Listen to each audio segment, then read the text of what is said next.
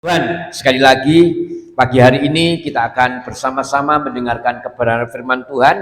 Yang pagi hari ini saya mau berbicara tentang air kehidupan kekal. Ya, pagi hari ini saya percaya tentang air ini adalah merupakan kebutuhan yang pokok di dalam setiap kehidupan kita. Saya percaya tidak ada satu orang pun yang bisa hidup tanpa air. Dan saya yakin air itu sangat-sangat kita perlukan di dalam kehidupan ini, ya. Nah, salah satu air yang akan saya bahas pagi hari ini adalah air yang memberikan kehidupan kekal, ya. Kehidupan bukan cuma kehidupan sementara, sekali lagi, tetapi adalah air yang mempunyai kehidupan kekal. Nah, salah satu air yang akan saya bahas ini adalah air yang memberikan kehidupan, tetapi bukan kehidupan sementara, sekali lagi, tetapi adalah air yang mempunyai kehidupan kekal. Nah, Bapak Ibu yang dikasihi Tuhan, Alkitab memang menyebutkan ada dua macam air. Ini pagi hari ini kita mau bahas, ya saudara. Ada dua macam air di dalam kehidupan manusia, dan itu ditulis di dalam Alkitab. Nah, salah satu air yang akan kita bahas sekali lagi adalah air yang benar-benar hidup, yaitu air kehidupan kekal.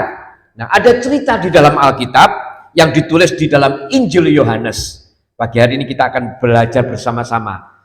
Sangat menarik Bapak Ibu.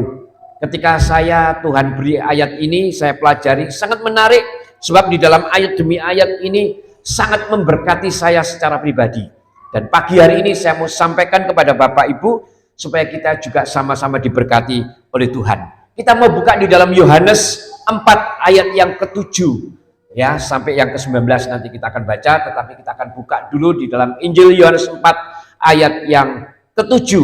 Kita akan urai ayat demi ayat, ya Bapak Ibu, supaya kita bisa lebih mengerti. Nah, demikian firman Tuhan di dalam Yohanes 4 ayat yang ke-7. Maka datanglah seorang perempuan Samaria hendak menimba air. Kata Yesus kepadanya, berilah aku minum. Ya, ini kata-kata yang diucapkan oleh Tuhan Yesus. Nah, cerita ini diawali dari pertemuan Tuhan Yesus dengan seorang perempuan dari Samaria. Ya, ini diawali dengan cerita ketika Tuhan Yesus bertemu dengan seorang perempuan Samaria di sumur Yakub. Ya, Bapak Ibu, kita mau urai satu persatu. Nah, ketika itu perempuan Samaria ini hendak menimba air dan Yesus ada di dekatnya. Ya, Yesus ada di dekatnya. Dan yang menarik, ada satu kata-kata dikatakan oleh Tuhan Yesus yang mengatakan, berilah aku minum. Nah, ayat ini adalah pembuktian sebetulnya Bapak Ibu dikasih Tuhan. Pembuktian apa, saudara? Pembuktian bahwa sesungguhnya Tuhan Yesus adalah benar-benar telah menjadi manusia saat itu. Oleh sebab itu Tuhan mengatakan kepada perempuan Samaria, berilah aku minum. Sebab memang Tuhan Yesus haus, Tuhan Yesus perlu air. Nah, ini pembuktian sekali lagi pada saat itu bahwa Tuhan Yesus memang adalah pribadi yang menjadi manusia, Allah yang menjadi manusia. Dan kata-kata Tuhan ini mengatakan, berilah aku minum. Ini menunjukkan memang Tuhan Yesus mengalami kehausan. Dan firman ini sekali lagi saya katakan, sekaligus juga membuktikan bahwa sungguh-sungguh sempurna karya salib. Ya, bahwa apa yang dikerjakan Tuhan Yesus pada saat itu adalah sungguh-sungguh sempurna, terutama di dalam karya salib. Dia sungguh-sungguh menjadi manusia. Oleh sebab itu dia mengatakan, berilah aku minum. Ya, ini mengatakan satu hal yang harus kita pegang, saudara, ya. Terus lanjut kita lihat di dalam ayat yang 8. Ya, dikatakan seperti ini, saudara. Ya, sebab murid-murid Tuhan Yesus telah pergi ke kota membeli makanan. Ya, ayat ini menunjukkan bahwa saat itu Tuhan Yesus mengalami yang namanya kesendirian, ya. Tuhan Yesus mengalami kehausan, kesendirian, dan kelaparan. Ya, kan seperti itu saudara ya. Dia sungguh-sungguh mengalami hal itu. Nyata, saat itu Tuhan Yesus adalah juga merupakan manusia yang juga mengalami kesendirian, kehausan, dan kelaparan. Tetapi ada satu hal yang sangat penting untuk kita ketahui dan harus menjadi contoh buat setiap kita. Ya, apa itu saudara? Kita harus tetap di saat yang mengalami hal-hal yang terjepit. Saat itu Tuhan Yesus mengalami kelaparan. Saat itu Tuhan Yesus mengalami kehausan. Tetapi ternyata tetap Tuhan memberikan pelajaran kehidupan buat setiap kita. Dia mempraktekkan satu sikap yang seharusnya memang harus juga kita lakukan. Ini yang dikerjakan Tuhan Yesus. Suatu sikap yang menarik yang Tuhan Yesus ajarkan, yaitu sekali lagi saya mau katakan, di dalam keadaan yang sedang tidak nyaman sekalipun, di saat sedang kelaparan, di saat sedang kehausan, ya ini kiasannya menandakan keadaan yang sedang tidak baik-baik saudara, ya. Tetapi Tuhan Yesus tetap mengajarkan kepada kita bahwa tetap harus menjalankan misi daripada Tuhan. Tetap menjalankan amanat daripada Tuhan, ya Bapa Surgawi, yaitu untuk menyelamatkan jiwa. Haleluya. Saat yang seperti itu loh saudara, Tuhan Yesus masih mempraktekkan, mengajarkan kepada setiap kita. Sungguh loh saudara, firman ini mengingatkan kepada kita bahwa di dalam keadaan yang sedang tidak baik, keadaan yang mungkin kita sedang dalam kesukaran kehidupan, tekanan kehidupan, ya, yang mempengaruhi kita di dalam setiap kehidupan kita. Firman Tuhan itu mengajarkan supaya kita ini jangan sampai ikut masuk di dalamnya. Tetaplah kita berlaku sebagai orang-orang yang menjalankan perintah daripada Tuhan, yaitu misi daripada Tuhan. Tetap bisa menceritakan, tetap bisa memberikan mengabarkan kepada orang di saat seperti itu, ya. Sekali lagi saya mau katakan, tekanan kehidupan, persoalan masalah tidak boleh mempengaruhi orang yang benar-benar mengasihi Tuhan untuk tetap memuliakan Tuhan.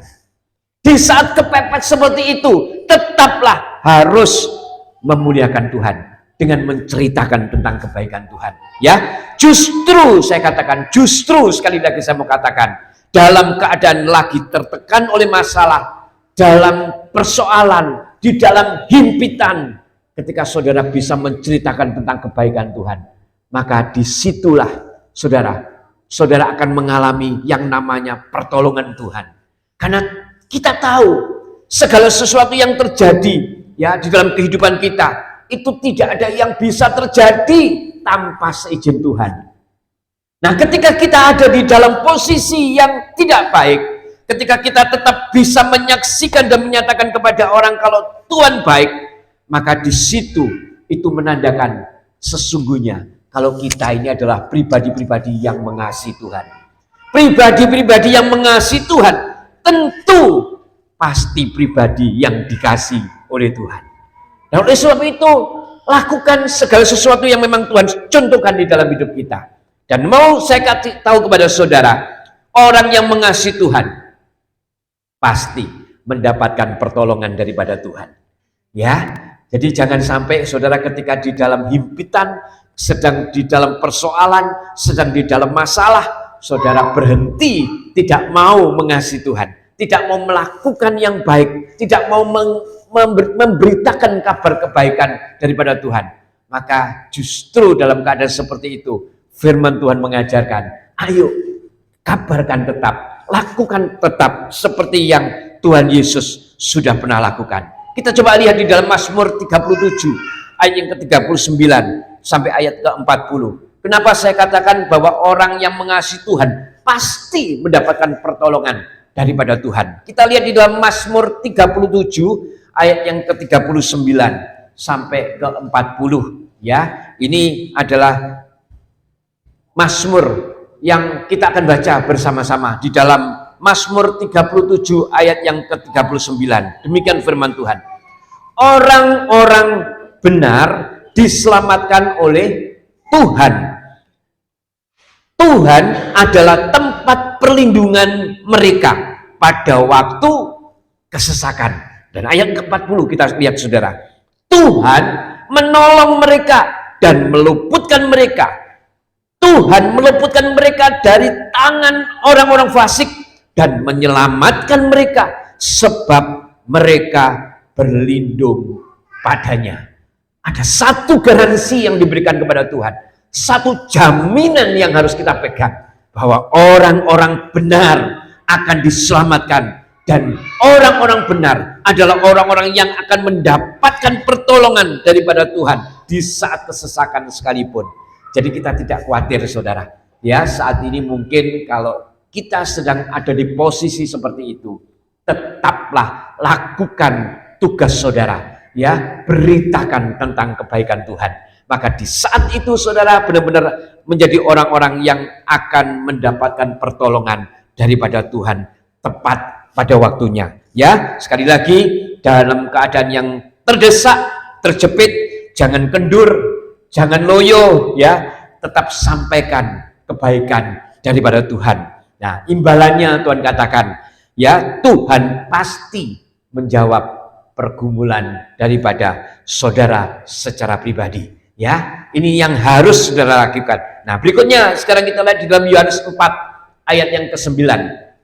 Kita lanjutkan lagi saudara. Kita mau pelajari lagi tentang air yang hidup, kehidupan kekal. Kita lihat, maka kata perempuan Samaria itu kepada Tuhan Yesus, masakan engkau seorang Yahudi minta minum kepada seorang Samaria?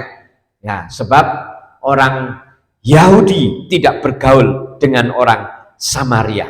Alkitab menjelaskan kepada setiap kita, ternyata memang sejak zaman dahulu sampai saat ini mungkin itu ada gap saudara, ada satu batasan, ya, ada satu perbedaan. Nah, di dalam Alkitab ini mengatakan seperti itu. Orang Samaria itu tidak bergaul dengan orang Yahudi. Sebaliknya juga orang Yahudi tidak bergaul dengan orang Samaria. Kita lihat orang Samaria itu siapa saudara? Ternyata orang Samaria itu sebetulnya adalah orang campuran daripada Yahudi. Ya, semuanya tercampur, sudah cemar saudara. Agamanya pun juga tercampur gitu loh. Cemar, mereka ini satu bangsa yang sudah tercemar di hadapan Tuhan. Makanya tidak ada hubungan sebetulnya antara orang Samaria dengan orang Yahudi. Tidak ada bergaul mereka. Ya saudara, karena sudah tersisihkan sebetulnya orang Samaria. Nah, tapi di sini kita lihat ternyata Tuhan kita tidak membeda-bedakan. Betul saudara ya? Tuhan tidak membeda-bedakan. Buktinya apa? Kita sudah baca ada percakapan antara perempuan Samaria dengan Tuhan Yesus. Tuhan Yesus tidak membeda-bedakan. Nah, kita lihat ayat yang ke-10 ya, apa yang dikatakan oleh Tuhan Yesus, ya, jawaban apa yang diberikan oleh Tuhan Yesus. Ya, di dalam ayat yang ke-10 dikatakan seperti ini. Jawab Yesus kepadanya, jikalau engkau tahu tentang karunia Allah dan siapakah Dia yang berkata kepadamu, berilah aku minum, niscaya engkau telah meminta kepadanya dan Ia telah memberikan kepadamu air hidup. Nah, Bapak Ibu dikasih Tuhan, di sini keluar satu pernyataan penting dari Tuhan Yesus tentang air hidup. Ya, air yang memberikan kehidupan, air yang menghidupkan, air kehidupan kekal dimunculkan oleh Tuhan Yesus. Ya, Dia mengatakan kalau engkau minum air ini, engkau akan haus lagi. Tetapi mintalah, engkau pasti akan aku beri air kehidupan kekal. Ya, air hidup adalah Tuhan sendiri yang telah diberikan kepada kita sesungguhnya saudara. Makanya kenapa Tuhan katakan ini adalah air kehidupan kekal. Karena air hidup ini adalah Tuhan sendiri. Nah, di dalam kita sebetulnya sudah ada air hidup yang diberikan oleh Tuhan.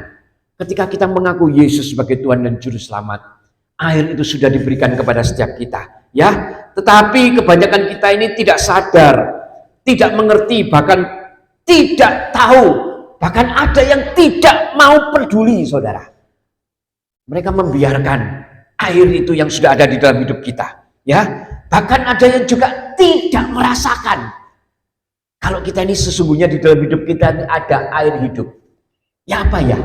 Bagaimana ya? Gue gak ngerti. Ya apa ya rasanya? Sudah tahu kalau air itu adalah Tuhan sendiri. Air kehidupan kekal itu Tuhan sendiri yang sudah diberikan kepada hidup kita. Tetapi mereka tidak bisa merasakan. Kok wangel ya rasanya ya Tuhan? Mana sih Tuhan itu? Kok tidak mengerti aku? Ya, tidak bisa ngerti saudara. Tidak paham betul. Gak pernah merasakan aku loh Tuhan itu. Ya. Nah saya mau kasih tahu kepada saudara, memang ada syarat kita bisa merasakan air hidup. Ada syaratnya saudara, supaya kita ini bisa merasakan air hidup. Kita lihat di dalam Yohanes 7 ayat 37b sampai ayat yang ke-38. Ya, dikatakan seperti ini saudara ya. Dikatakan seperti ini. Barang siapa haus, baiklah ia datang kepadaku dan minum. Ini Tuhan yang mengatakan kepada kita di dalam Yohanes seperti itu. 38 dikatakan seperti ini. Barang siapa percaya kepadaku, seperti yang dikatakan oleh kitab suci, dari dalam hatinya akan mengalir aliran air hidup. Ya, jadi ternyata ada langkah yang memang harus diambil ketika manusia ingin merasakan air hidup. Apa itu saudara? Langkah apa yang harus dilakukan? Yang pertama, kita lihat haus, ada kehausan. Ini yang pertama, ya. Kita lihat di Matius 5 ayat ke-6. Matius 5 ayat ke-6. Ya, ini syaratnya kita bisa merasakan air hidup yang ada di dalam hidup kita. Yang pertama itu haus, harus ada kehausan. Nah, kita lihat di dalam Matius 5 ayat 6. Berbahagialah orang yang lapar dan haus akan kebenaran, karena mereka akan dipuaskan. Ini yang pertama yang harus kita lakukan.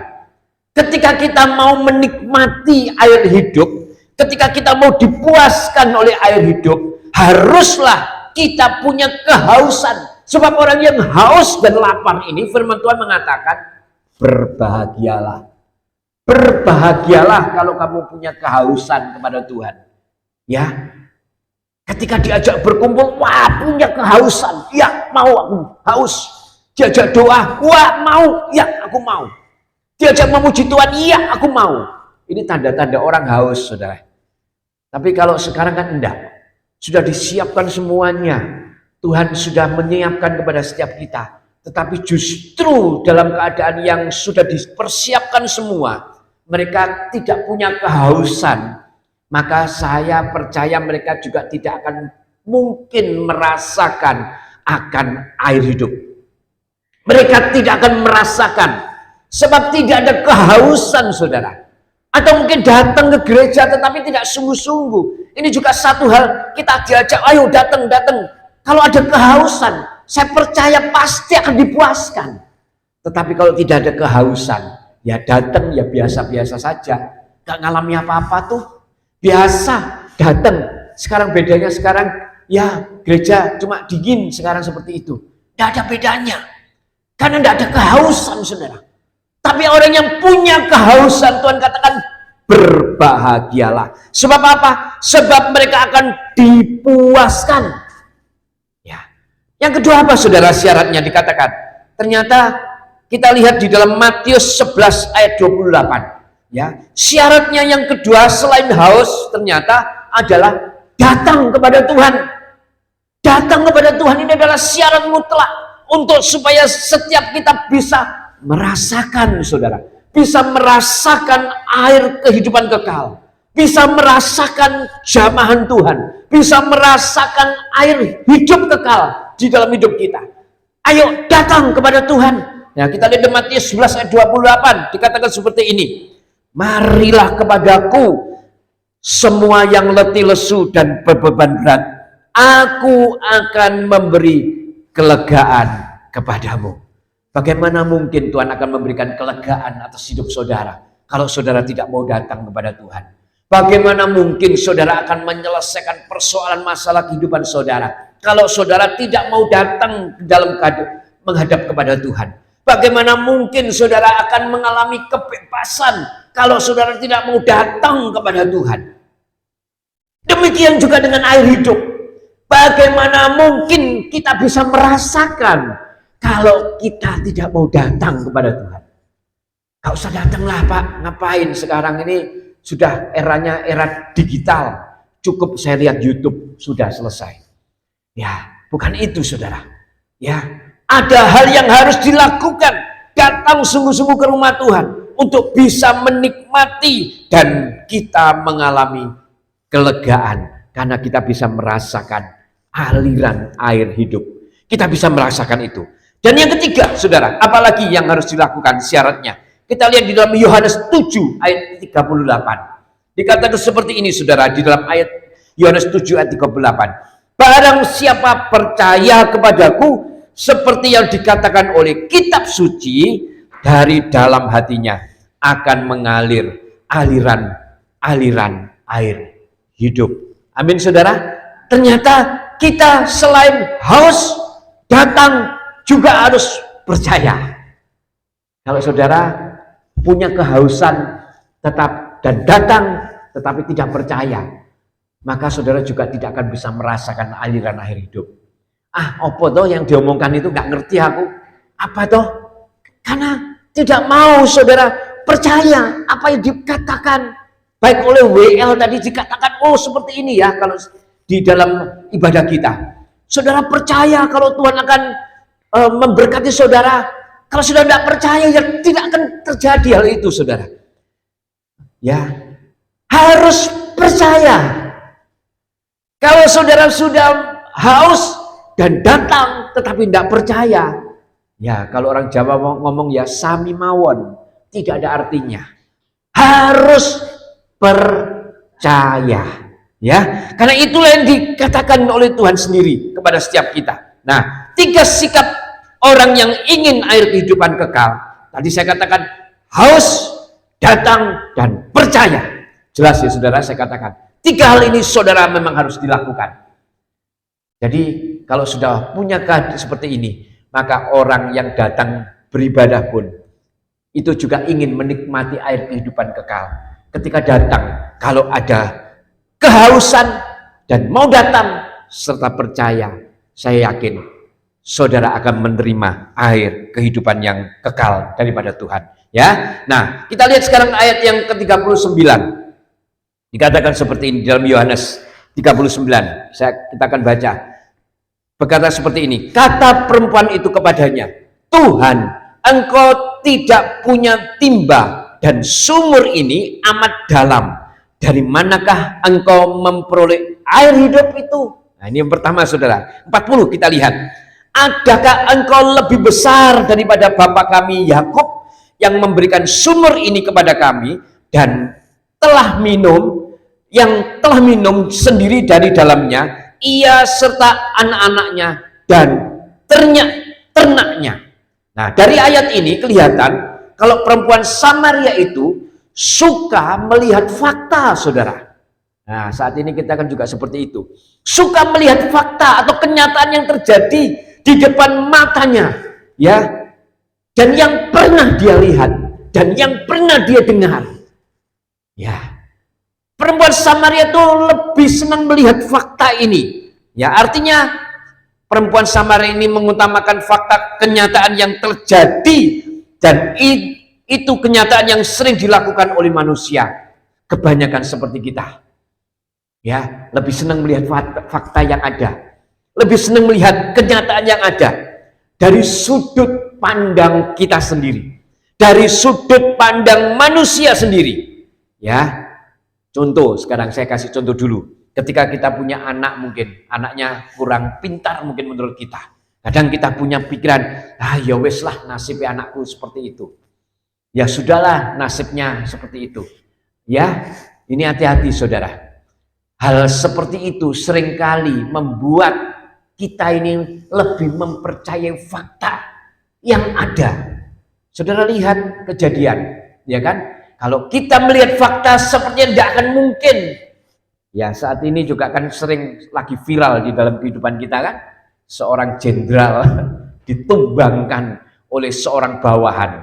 Nah, seorang jenderal yang maha segala-galanya kalau saya bilang, ditumbangkan oleh seorang yang bawahan yang kecil gitu. Makanya dia sangat gampang melakukan pembunuhan itu. Ya kan? Bisa ditumbangkan. Ini adalah fakta kehidupan saudara. Ya, bisa terjadi. Makanya fakta inilah yang kita lihat ini sering membuat kita ini cuma melihat dari sudut pandang itu.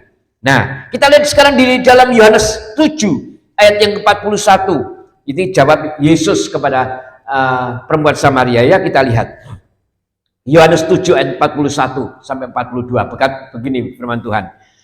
Jawab Yesus kepadanya, barang siapa minum air ini, ia akan haus lagi. Nah, ayat 42, saudara perhatikan.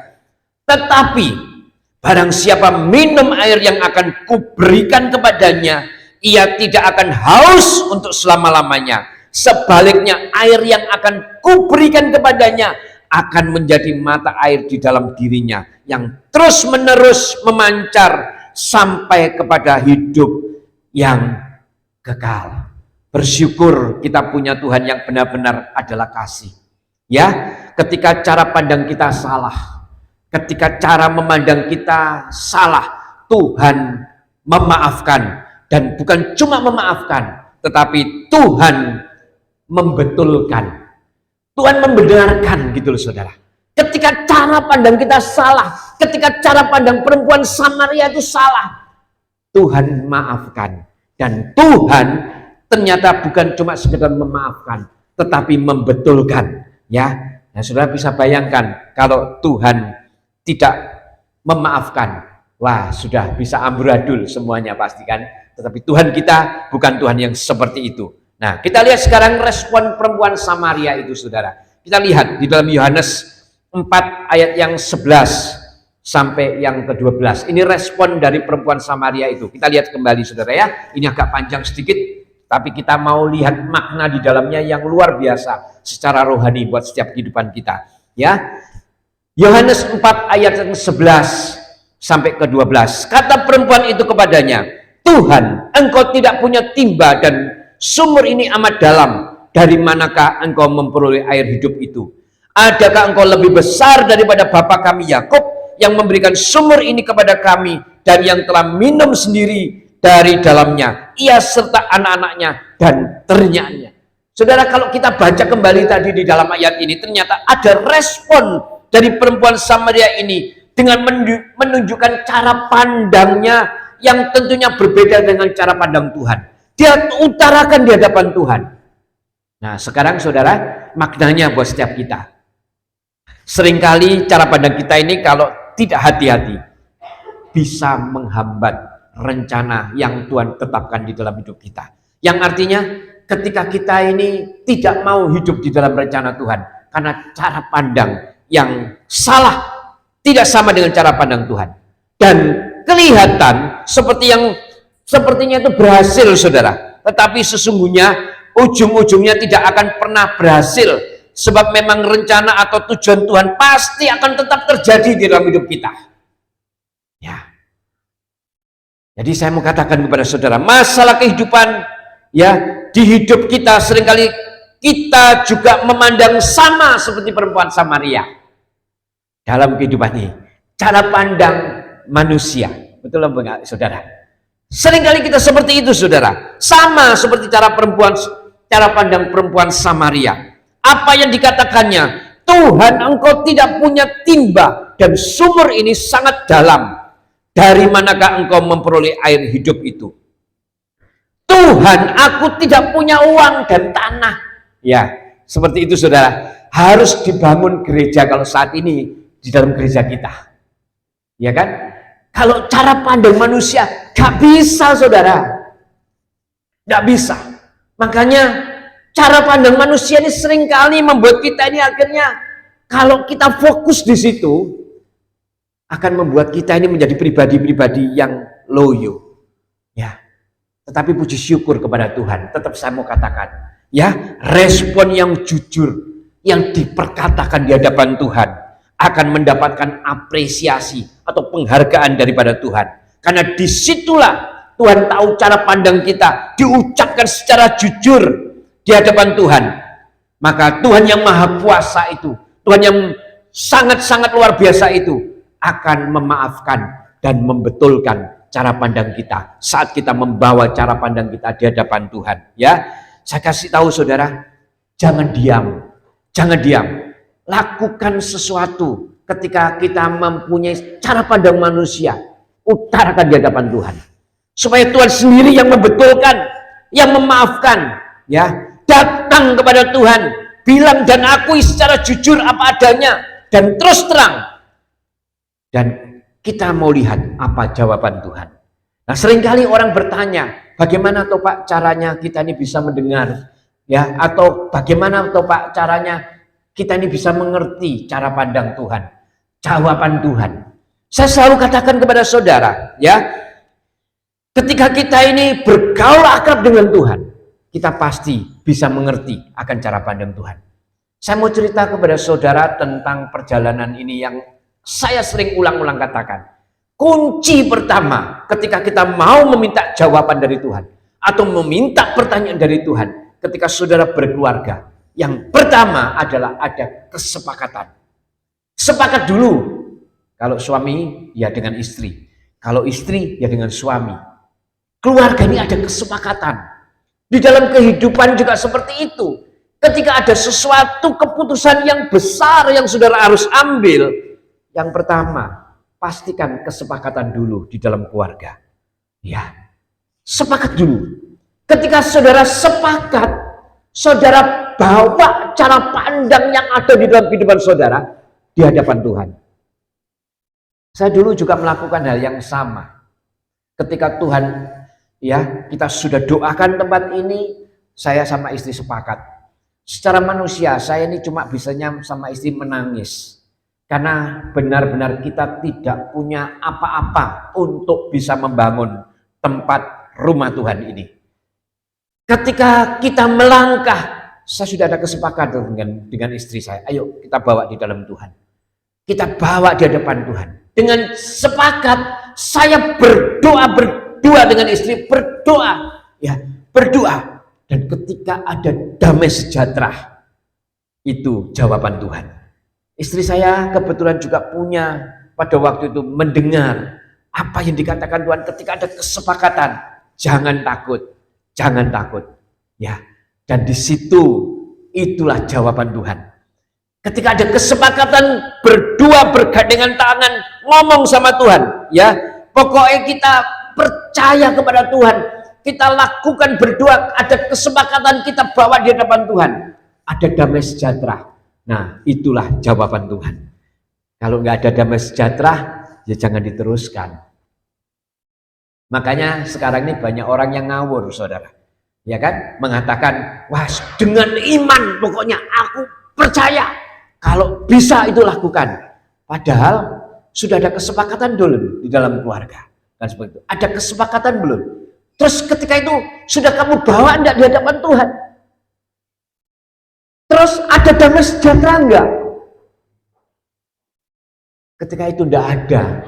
Jangan ngotot aja, wes pokoknya aku punya iman, yakin iman. Iman yang ngawur, saudara. Iman yang seperti ini seringkali menjebak dan membuat kita ini akan merasakan, oh Tuhan itu tidak tolong saya. Padahal Tuhan sudah mengatakan mungkin jangan nak, tapi kita sudah mengatakan, pas iman aku percaya, pasti pokoknya Tuhan maunya itu, pasti. Nah ini hati-hati saudara. Makanya lakukan dulu kesepakatan di dalam keluarga. Kesepakatan, ada kesatuan. Seringkali di dalam Alkitab menyatakan kepada kita, ketika ada persatuan, yang artinya ada kesepakatan, di situ Tuhan bekerja dengan dahsyat.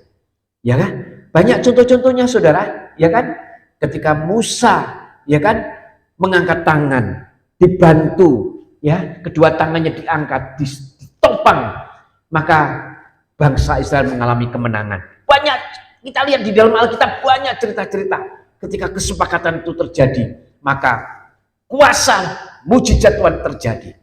Ya, makanya ketika ada kesepakatan, dan saudara bawa di dalam doa, saudara bawa kepada Tuhan. Katakan aja dengan jujur, seperti perempuan Samaria ini. Tuhan, kamu kan tidak punya timba Tuhan. Bagaimana cara kamu bisa memberiku aku air kehidupan? Ya, sama juga dengan sekarang. Tuhan, aku ini kan tidak punya Tuhan. Bagaimana caranya aku ini bisa diberkati? Bagaimana caranya Tuhan? Nah, bawa di hadapan Tuhan, tidak apa-apa. Seperti perempuan Samaria ini juga seperti itu. Diucapkan di hadapan Tuhan. Ya, tapi ketika dilakukan hal itu, maka sekali lagi Tuhan turun tangan. Ya, jadi saya mau di tempat ini kita benar-benar melangkah. Kalau kita mengatakan, yes Pak, aku pokoknya percaya Pak, dengan iman aku melangkah. Benar tak? Kita ini sesuai dengan apa yang Tuhan katakan. Jangan-jangan itu karena ego kita, jangan-jangan itu karena gengsi kita. Maka kita ngomong, wes dengan iman pokoknya. Ya. Contoh umpamanya kita sudah Tuhan nggak menghendaki kita, wes pokoknya kredit motor umpamanya, kredit mobil, wes pokoknya dengan iman. Nah ini iman yang ngawur, saudara. Kalau bukan dari Tuhan, hati-hati. Jadi katakan sungguh juga dapat Tuhan, bawa di hadapan Tuhan. Maka ketika melangkah ada damai sejahtera di dalam keluarga, lakukan. Itu tandanya daripada Tuhan. Ada beberapa tanda lain yang mungkin saudara akan kerjakan. Minta tanda kepada Tuhan. Tuhan pasti kasih tanda. Tuhan pasti kasih tanda. Ya, kalau saudara meminta. Nah, saudara, di dalam keluarga yang pertama sekali lagi saya katakan harus ada kesepakatan dulu antara suami dan istri. Sepakat, terus datang kepada Tuhan, terus katakan kesepakatan itu di hadapan Tuhan dengan jujur dan rasakan ada damai sejahtera atau tidak. Kalau tidak ada, jangan diteruskan. Tapi kalau ada, melangkahlah. Berarti itulah yang harus kita ambil. Ya, ada kesepakatan, saudara. Ya, itulah yang namanya kesepakatan dan jawaban daripada Tuhan. Nah, kita lihat di dalam Efesus 6 ayat yang ke-23. Kenapa saya katakan damai sejahtera? Kita lihat di dalam Efesus 6 ayat 23. Dikatakan seperti ini, saudara. Damai sejahtera dan kasih dengan iman dari Allah. Saudara katakan, iman itu dari Allah. Ya, iman bukan dari pribadi kita. Iman itu dari Allah. Bapa dan dari Tuhan Yesus Kristus menyertai sekalian saudara. Dan orang yang punya iman adalah orang yang memang punya damai sejahtera. Karena iman yang diberikan kepada Tuhan, sudahlah yakin. Kalau Tuhan sudah nyatakan, kalau Tuhan sudah membuktikan ada damai sejahtera, ya melangkah. Melangkah saudara. Ketika kita melangkah, pasti Tuhan akan memberikan pertolongan dan rencana atas hidup kita. Amin saudara, bisa mengerti ya. Jadi jangan ngawur sekarang. Kalau saudara ngatakan, pokoknya melangkah Pak dengan iman. Dengan iman. Loh, iman yang bagaimana? Jangan sampai kita salah melangkah. Saudara ya, iman itu datangnya daripada Tuhan. Ya, kalau saudara punya kesepakatan, saudara bawa di hadapan Tuhan dan ada damai sejahtera, itu baru kita melangkah. Nah, iman aku percaya karena Tuhan sudah memberikan damai sejahtera buat aku. Ya, bukan cuma saudara, tetapi juga pasangan hidup saudara, keluarga saudara ada damai sejahtera. Melangkah, itulah jawaban daripada Tuhan. Ya, amin saudara ya. Kita lanjut sekarang di dalam Yohanes 4 ayat yang ke-13. Ya, katakan seperti ini. Jawab Yesus kepadanya, barang siapa minum air ini, ia akan haus lagi. Ayat 14 dikatakan seperti ini. Tetapi barang siapa minum air yang akan kuberikan kepadanya, ia tidak akan haus untuk selama-lamanya. Sebaliknya air yang akan kuberikan kepadanya akan menjadi mata air di dalam dirinya yang terus-menerus memancar sampai kepada hidup yang kekal. Nah, saudara, Yesus menyatakan dengan jelas tentang air yang akan diberikan kepada wanita Samaria ini. Sangat jelas, ya, karena ada perbedaan yang sangat mencolok antara air yang akan diberikan Tuhan Yesus dengan air yang ada di dalam sumur Yakub. Ada perbedaan yang sangat jelas. Air dari sumur Yakub ketika perempuan Samaria itu minum, Tuhan katakan suatu saat kamu akan haus lagi. Ya, suatu saat kamu akan haus lagi. Tetapi air yang akan Tuhan berikan kepada perempuan Samaria ketika perempuan Samaria itu mengalami meminum, maka perempuan Samaria itu tidak akan mengalami kehausan lagi. Sebaliknya akan menjadi mata air di dalam diri wanita Samaria itu, dan akan terus-menerus memancarkan air kehidupan, memancarkan sampai kepada hidup yang kekal. Bahkan ada air yang keluar. Nah, Bapak Ibu dan Saudara yang dikasih Tuhan, inilah perbedaan antara air sumur Yakub dan air daripada Tuhan. Ya, ada air kehidupan kekal. Jadi ada makna yang berbeda dari pengungkapan yang disampaikan oleh perempuan Samaria dan pengungkapan daripada Tuhan Yesus. Untuk itulah diperlukan keterbukaan seperti tadi saya mau katakan. Ada pengungkapan yang berbeda. Perempuan Samaria mengungkapkan dengan cara pandang dia. Dan itu berbeda. Oleh sebab itu perlu dibawa kepada Tuhan. Perlu dibuka kepada Tuhan. Dengan jujur. Apa adanya di depan Tuhan. Ya, bawa kepada Tuhan. Ya, makanya ketika kita bawa di hadapan Tuhan, kita akui di hadapan Tuhan. Nah, disinilah Tuhan akan memberikan pengungkapannya secara cara pandang Tuhan. Ketika saudara membawa cara pandang manusia di hadapan Tuhan, ada kesepakatan seperti tadi saya katakan. Ada kesepakatan kalau saudara sudah berkeluarga. Ya, kalau saudara tidak berkeluarga, mungkin saudara bisa datang sendiri. Atau mungkin kalau ada orang tua, ya diajak orang tua. Tetapi kalau ada kesepakatan, diajak dalam keluarga. Ketika saudara datang dengan cara pandang manusia tadi, mungkin salah, cara pandang yang salah, tidak apa-apa, tetap katakan di hadapan Tuhan. Maka Tuhan pasti akan membukakan cara pandang yang betul. Saudara, Tuhan pasti akan dibukakan. Ya, buktinya apa? Ketika ternyata cara pandang yang saudara sampaikan di hadapan Tuhan itu menyukakan hati Tuhan dan itu betul, maka saudara akan diberikan damai sejahtera. Rasanya enak gitu loh saudara, tenang. Oh ya wis plong, wis tak bawa di hadapan Tuhan. Ada damai enggak kamu? Mau melangkah? Mau. Suami istri ada kesepakatan, ya. Ini ada jawaban buat saudara saat ini ya. Inilah yang saudara lakukan. Iya. Plong, ya wis lakukan ya. Ayo. Kita tetap gandengan tangan, kita berdoa di dalam rencana kita yang sudah kita taruh di hadapan Tuhan. Dan kita sudah ada damai sejahtera, berarti Tuhan sudah menyetujui apa yang menjadi rencana kita. Imani, nah itu namanya baru iman. Karena itu datangnya dari Tuhan. Imani, Tuhan pasti tolong. Imani, Tuhan pasti buka jalan. Imani, pasti sukses. Nah gitu saudara. Jadi ini yang kita harus lakukan. Ya saudara, tidak sembarangan. Wes pokoknya aku jalan Pak, aku pokoknya sepenting jalan, gak usah datang kepada Tuhan. Jalan Tuhan nak ngerti. Ya bukan seperti itu caranya. Sudah dikasih tahu di dalam Alkitab. Kalau kita perlu datang kepada Tuhan, mengaku dengan jujur di hadapan Tuhan ya, supaya kita menjadi orang-orang yang punya jawaban di dalam Tuhan. Nah, ketika ada keterbukaan, pengungkapan secara cara pandang Tuhan akan diberikan. Dan kita akan menjadi orang-orang yang berhasil di hadapan Tuhan. Nah, Yohanes 4 ayat 15. Kita lanjutkan lagi saudara. Kata perempuan itu, ya Yohanes 4 ayat yang ke-15. Kata perempuan itu kepadanya, Tuhan berikanlah aku air hidup. Aku air itu supaya aku tidak haus dan tidak usah datang lagi ke sini untuk menimba air. Nah, saudara, baik Bapak Ibu Saudara yang dikasih Tuhan dan yang mengasihi Tuhan, ketika perempuan Samaria itu sudah terbuka di hadapan Tuhan dan sudah dibukakan oleh Tuhan. Ya, selanjutnya apa saudara?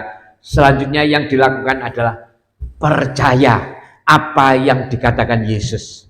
Ya, percaya. Perempuan Samaria itu meminta air yang bahkan meminta air yang ditawarkan Tuhan Yesus. Ya, ini bukti kepercayaan perempuan Samaria.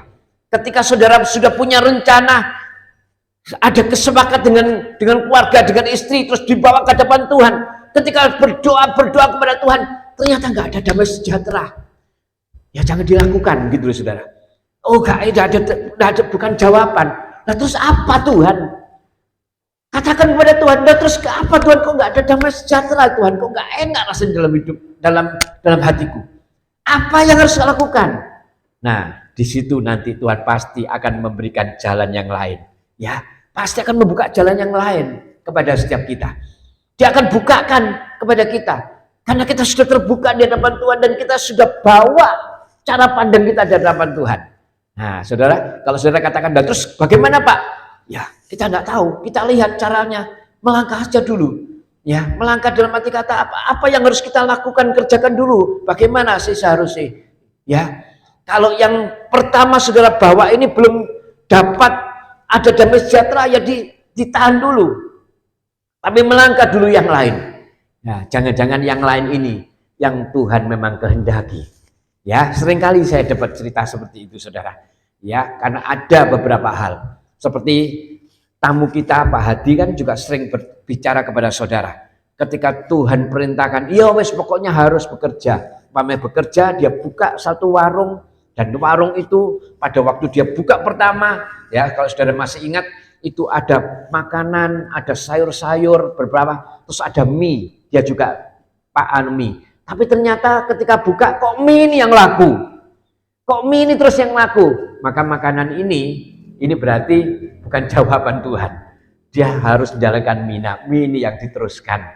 Nah demikian loh saudara jawaban Tuhan. Mungkin pada waktu itu dia cuma bisa berkatakan, Tuhan pokoknya aku mau jualan. Aku pokoknya mau jualan supaya aku dapat income. Nah ketika dia jualan, ternyata jualan yang dia rencanakan mungkin dalam pikiran, oh enak ini makanan, ada nasi, ada apa, cepat laku. Ternyata justru Tuhan tidak menghendaki ini.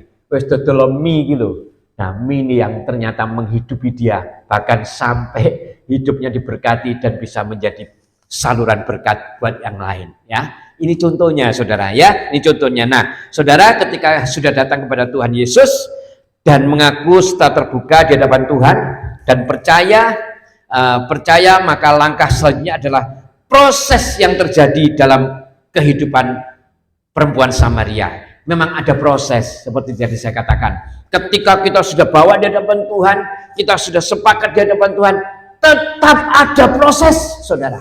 Tetap ada proses. Nah, prosesnya apa? Kita lihat, saudara, di ayat berikutnya. Kita lihat dalam Yohanes 4 ayat 16.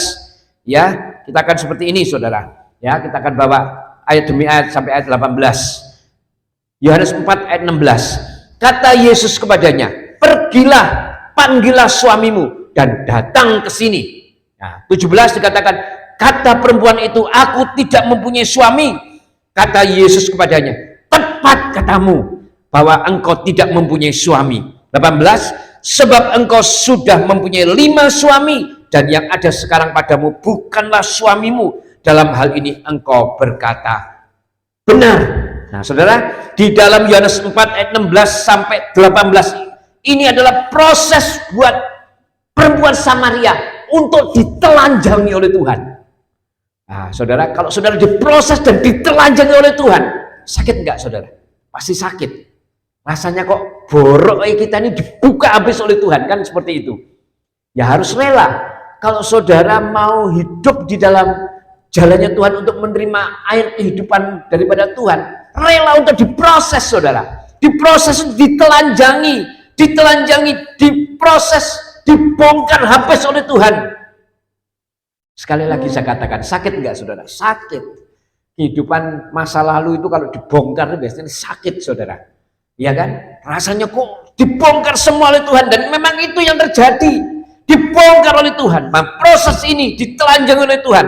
Sakit memang sakit, bisa marah mungkin, bisa jengkel mungkin. Tetapi kita lihat respon perempuan Samaria. Kita lihat ya, sekali lagi respon itu yang menentukan di hadapan Tuhan. Ketika proses terjadi dalam hidup kita, ya, ketika proses itu sedang terjadi, respon ini menentukan, saudara. Respon kita bagaimana? Kita lihat ya, respon dari perempuan Samaria di dalam Yohanes 4 ayat 19. Ya, dikatakan seperti ini. Ya, kata perempuan itu kepadanya, "Tuhan, nyata sekarang padaku bahwa engkau seorang nabi." Nah, ini sebetulnya masih salah kan perkataannya?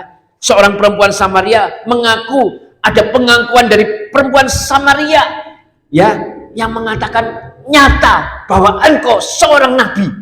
Dan kata-kata ini saudara seringkali dipakai sampai sekarang oleh orang-orang lain ya, oleh saudara-saudara sepupu kita untuk menjatuhkan kita. Loh, ini loh ada ayatnya di Alkitab yang mengatakan kalau Tuhan Yesus itu nabi, cuma nabi, Ini perempuan Samaria, ya kan, mengatakan seperti itu. Aku nyata sekarang engkau ini nabi. Ya, pengakuan ini dikatakan oleh perempuan Samaria dan pengakuan yang salah sebetulnya. Ini sering dipakai oleh orang-orang lain, ya, yang menjatuhkan kita, ingin menjatuhkan cuma nabi loh yang untuk sembah, bukan Tuhan, cuma nabi. Nah, saya mau katakan, inilah karena tidak membaca secara utuh di dalam Alkitab. Nah, kita lihat sekarang saudara, ya, orang-orang Kristen sering diolok-olok dengan cara seperti itu karena mereka itu cuma mencomot-comot Alkitab, dicomot-comot. Nah, ini perkataan Tuhan Yesus, ya, yang mengatakan, ada yang mengatakan Tuhan Yesus itu cuma nabi. Ya, ini kan yang poin seperti ini ya, yang kita fokusnya ini. Nabi, ya, nabi kok disembah? Ya, mereka gagal paham, saudara. Karena mencomot Alkitab, tidak semuanya, tidak secara keseluruhan. Ya. Dan memang ada perkataan di Alkitab yang mengatakan bahwa Yesus adalah nabi dari perempuan Samaria. Nah, sekarang kita lihat ayat selanjutnya. Kita lihat dari Yohanes 4 ayat yang ke-20, saudara. Ya, kita lihat ayat demi ayat. Nenek moyang kami menyembah di atas gunung ini, tetapi kamu katakan bahwa Yerusalemlah tempat orang menyembah. 21. Kata Yesus kepadanya, percayalah kepadaku, hai perempuan, saatnya akan tiba bahwa kamu akan menyembah Bapa bukan di gunung ini dan bukan juga di Yerusalem. Ayat 22. Kamu menyembah apa yang tidak kamu kenal. Kami menyembah apa yang kami kenal, sebab keselamatan datang dari bangsa Yahudi. Saudara lihat, orang lain banyak yang menyembah kepada Tuhan, mereka tidak mengenal Allah mereka. Ya, ini firman loh yang mengatakan.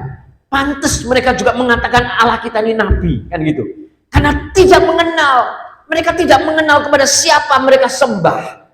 Mereka menyembah kepada siapa? Tidak kenal, wujudnya aja tidak tahu. Ya. Dia tidak ngerti, saudara. Nah, saudara lihat ayat 23, ya. Tetapi saatnya akan datang dan sudah tiba sekarang bahwa penyembah-penyembah benar akan menyembah Bapa dalam roh dan kebenaran. Sebab Bapa menghendapi penyembah-penyembah demikian. 24. Allah itu roh dan barang siapa menyembah dia harus menyembahnya dalam roh dan kebenaran. 25. Jawab perempuan itu kepadanya, aku tahu bahwa Mesias akan datang. Nah, saudara perhatikan ayat ini. Aku tahu bahwa Mesias akan datang, yang disebut juga Kristus. Apabila ia datang, ia akan memberitakan segala sesuatu kepada kami. Ayat 26, saudara perhatikan ini. Ini ayat 26, ini ayat vital buat setiap kita. Kata Yesus kepadanya, akulah dia yang sedang berkata-kata dengan engkau. Mesias adalah Tuhan. Adalah Tuhan Yesus sendiri. Makanya seringkali saya mau katakan, saudara, ya, ayat yang dicomot-comot ini seringkali ingin menjatuhkan kita. Makanya saya mendorong Bapak Ibu di tempat ini, ayo kita sungguh-sungguh kalau membaca firman, ya membaca dengan sungguh-sungguh. Ya, kalau mencomot-comot Alkitab akhirnya ada pernyataan yang salah. Saudara akan mengatakan, oh iya betul ya, Tuhan itu cuma nabi loh. Selama ini kita menyembah nabi loh. Hati-hati saudara ya, ternyata di dalam ayat berikutnya ada pernyataan yang sangat vital. Kata Yesus kepadanya, akulah dia yang sedang berkata-kata dengan engkau. Siapa aku? Aku adalah Mesias yang sudah datang. Kristus adalah Mesias. Tuhan Yesus Kristus adalah Sang Mesias itu. Ya, ini adalah satu hal yang harus kita mengetahui. Nah, sekali lagi saudara ya, air sumur tidak sama dengan air yang diberikan oleh Tuhan. Air sumur Yakub tidak sama dengan air yang akan diberikan oleh Tuhan. Ketika ingin air hidup, Tuhan sudah kasih tahu, ya, ketika ada pemulihan dari perempuan Samaria, datang mengaku perlu air, percaya dan siap diproses. Ketika kita lakukan itu, maka saya percaya kita akan menikmati air kehidupan kekal. Amin saudara. Pagi hari ini saya percaya setiap kita adalah pribadi-pribadi yang membutuhkan air.